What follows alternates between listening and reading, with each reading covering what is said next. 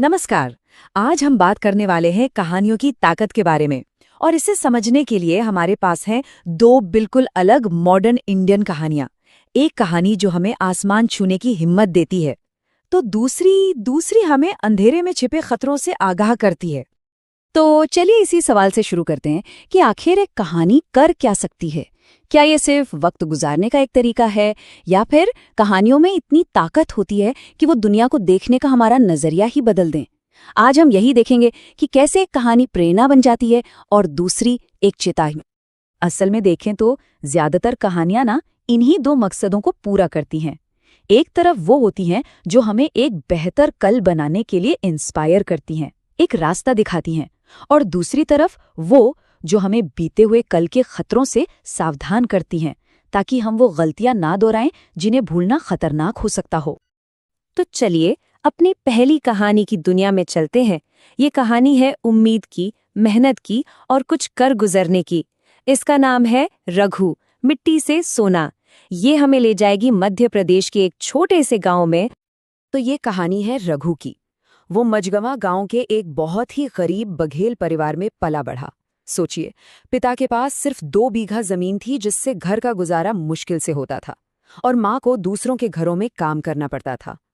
ऐसे हालातों में रघु का बस एक ही सपना था कि कैसे भी करके इस गांव से निकलना है और अपनी किस्मत को बदलना है। घरवाले नहीं चाहते थे कि वो जाए, लेकिन रघु ने एक दिन हिम्मत करके फैसला कर ही लिया। उसने मन ही मन खुद से कहा, अब डर नहीं, बस कोशिश कर अब। और बस ये एक लाइन उसकी जिंदगी का मंत्र बन गई, और वो अपनी किस्मत आजमाने रीवा शहर पहुंच गया। शहर में जिंदगी जाहिर है आसान तो थी नहीं। उसे एक होटल में बर्तन साफ करने का काम मिला। वो दिन रात मेहनत करता और एक ही सपना देखता कि एक दिन वो किसी के लिए नहीं बल्कि खुद के लिए काम करेगा। और यहीं उसकी मुलाकात हुई सोनम से, एक कॉलेज स्टूडेंट जिसने उसकी पूरी सोच ही बदल दी। सोनम ने रघु को एक बहुत ही गहरी बात समझाई। उसने कहा, रघु, असली अमीरी पैसे में नहीं, सोच में होती है। उसने रघु को इंटरनेट की दुनिया दिखाई। उसे बताया कि सिर्फ कड़ी मेहनत ही काफी नहीं है, आज के जमाने में स्मार्ट तरीके से सोचना पड़ता है। और बस यहीं से रघु का असली सफर शुरू हुआ। सोनम की मदद से उसे आइडिया आया कि क्यों ना गांव की शुद्ध चीजें ऑनलाइन बेची जाएं। बघेली फ्रेश के नाम से सोशल मीडिया पर एक ब्रांड बनाया गया। फिर उसने अपने प्रोडक्ट्स कितने असली हैं ये दिखाने के लिए वीडियोस बनाए, और देखते ही देखते लोगों का भरोसा ऐसा बढ़ा कि ऑर्डर्स की लाइन लग गई। बात यही नहीं रुकी, उसने अपने गांव के और लोगों को भी काम देना शुरू कर दिया। और जानते हैं इसका नतीजा क्या हुआ? रघु बन गया अपने गांव का नंबर 1 युवा उद्यमी। उसने सिर्फ अपनी नहीं बल्कि अपने पूरे गांव की तस्वीर बदल दी। ये कहानी हमें दिखाती है कि एक सही सोच और हिम्मत हो तो मिट्टी को भी सोना बनाया जा सकता है। तो ये तो थी उम्मीद की कहानी। अब चलिए इस रोशनी से निकलकर चलते हैं घने अंधेरे में, एक ऐसी दुनिया में जहां डर है, रहस्य है और एक अनसुलझी पहेली है। हमारी दूसरी कहानी का नाम है रुद्राणी, शमशान का रहस्य। ये कहानी हमें ले जाती है उत्तर प्रदेश के बरेली शहर, एक ऐसा शहर जिसके सीने में एक पुरानी कहानी आज भी लोगों के दिलों में खौफ बनकर जिंदा है। बरेली के बाहर एक गांव है ककरौला, और वहां है एक रास्ता जिसे लोग डर से मृतक मार्ग कहते हैं। वजह, क्योंकि इस रास्ते के ठीक बगल में एक पुराना वीरान शमशान है। कहते हैं आधी रात के बाद उस रास्ते पर कोई भूल कर भी नहीं जाता। कहानी का हीरो है रवि, एक कॉलेज स्टूडेंट जिसे इन भूत प्रेत की बातों पर बिल्कुल यकीन नहीं था। तो दोस्तों में शर्त लग गई। उन्होंने रवि को चैलेंज किया, अगर इतना ही दम है तो आज रात ठीक 12 बजे उस शमशान के अंदर की एक फोटो खींच कर लिया। रवि ने हंसते हुए ये शर्त मान ली। लेकिन वो शमशान यूं ही बदनाम नहीं था, उसके पीछे एक खौफनाक कहानी थी, रुद्राणी की। लोग कहते हैं कि रुद्राणी गांव की एक विधवा थी जिस पर गांव वालों ने काला जादू करने का इल्जाम लगाया और उसे उसी शमशान में जिंदा जला दिया था। तब से उसकी आत्मा वहीं भटकती है, अपने बदले के इंतजार में।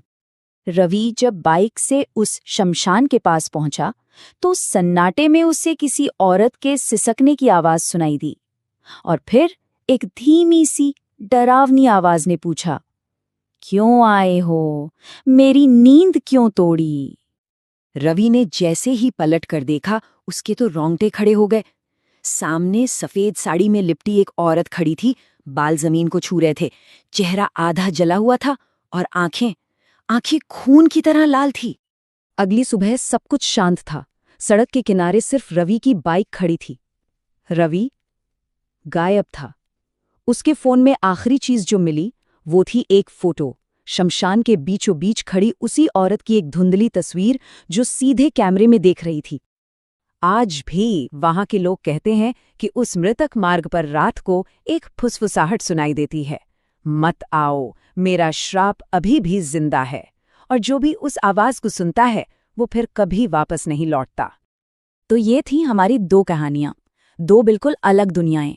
एक तरफ रघु का आसमान छूने का सफर और दूसरी तरफ रवि का एक खौफनाक अंत। चलिए अब इन दोनों को आमने सामने रखकर देखते हैं। देखिए, एक तरफ रघु था, एक एम्बिशियस लड़का जिसका मकसद था गरीबी से निकलना। दूसरी तरफ रवि, एक स्केप्टिक स्टूडेंट जो एक अंधे विश्वास को चैलेंज करना चाहता था। रघु की कहानी का मैसेज एकदम साफ है, हिम्मत और नई सोच से किस्मत बदली जा सकती है। वहीं रुदानी की कहानी ये चेतावनी देती है कि कुछ सरहदें होती हैं जिन्हें पार नहीं करना चाहिए। नतीजा, एक को कामयाबी मिली और उसने सबका भला किया, और दूसरा एक अनसुलझी पहेली बनकर रह गया। तो मतलब साफ है ना? एक कहानी हमें आगे बढ़ने का रास्ता दिखाती है, एक तरह का रोड मैप देती है, और दूसरी कहानी हमें परछाइयों में छिपे खतरों के बारे में बताती है, एक वार्निंग साइन की तरह। और ये सब हमें हमारे सबसे पहले और सबसे जरूरी सवाल पर वापस ले आता है कि आखिर हमें इन कहानियों की जरूरत है ही क्यों? हम उम्मीद और डर दोनों की कहानियां क्यों सुनते और सुनाते आए हैं? शायद इसका जवाब बहुत ही सीधा सा है। उम्मीद की कहानियां हमें एक मंजिल देती हैं। वो हमें दिखाती हैं कि हम क्या हासिल कर सकते हैं। ये हमारे सपनों को पंख लगाती हैं। और डर की कहानियां, वो उस सफर पे लगे गार्ड रेल्स की तरह हैं। वो हमें बताती हैं कि किन रास्तों पर नहीं जाना है, किन खतरों से बचकर रहना है।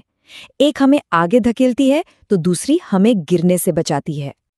तो आखिर में बस एक ही सवाल है सोचने के लिए। हम सबकी जिंदगी खुद एक कहानी है, पर वो कहानी उम्मीद की है या डर की? ये एक सोचने वाली बात है।